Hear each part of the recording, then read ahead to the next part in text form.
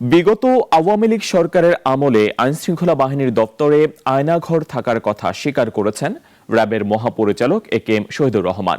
ভবিষ্যতে এ ধরনের অপরাধে জড়াবে না বলেও প্রতিশ্রুতি দিয়েছেন বাহিনীটির কর্তা। দুপুরে রাজধানীর কারওয়ান বাজারের মিডিয়া সেন্টারে আয়োজিত এক সংবাদ সম্মেলনে এসব কথা বলেন তিনি।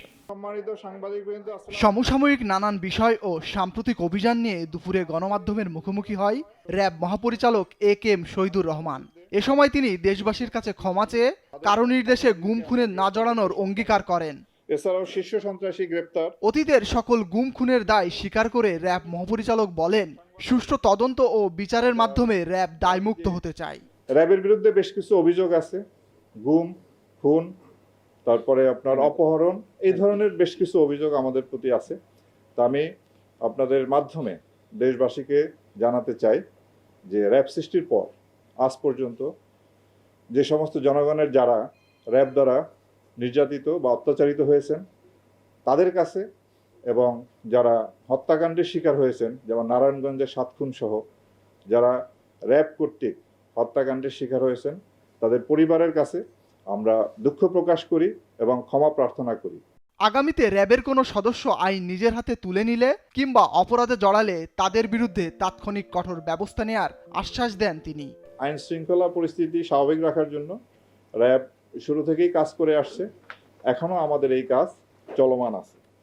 তো আমি আপনাদেরকে আশ্বস্ত করতে চাই, র্যাব তার দায়িত্ব আন্তরিকতার সাথে, নিষ্ঠার সাথে পালন করবে। গত 5 আগস্টের পর অপরাধমূলক কাজে জড়িত থাকার অভিযোগে র্যাবের 16 সদস্যকে আটক করার কথা জানান বাহিনীটির মহাপরিচালক। গত 5ই আগস্ট পরবর্তী অন্তর্বর্তীকালীন সরকার দায়িত্ব নেওয়ার পরে আমরা আমাদের র্যাব বাহিনীর কিছু সদস্য যারা অপরাধমূলক কার্যক্রমের সঙ্গে জড়িত হয় তাদের বিরুদ্ধে আমরা কঠোর ব্যবস্থা নেই।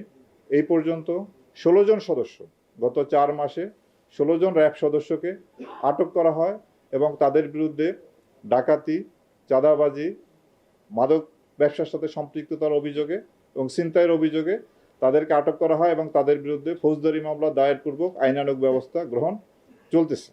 র্যাব বিলুপ্তির বিষয়ে সরকার যা সিদ্ধান্ত নিবে তাই মেনে নেওয়া হবে বলে জানিয়েছেন র্যাব মহাপরিচালক একেএম শহীদুর রহমান। 30 লক্ষ বীর শহীদ। ফজলে রাব্বি, নাগরিক, Dhaka. Double million offer Walton fridge কিনে পেতে পারেন 20 লক্ষ টাকা, রয়েছে কোটি কোটি টাকার নিশ্চিত উপহার।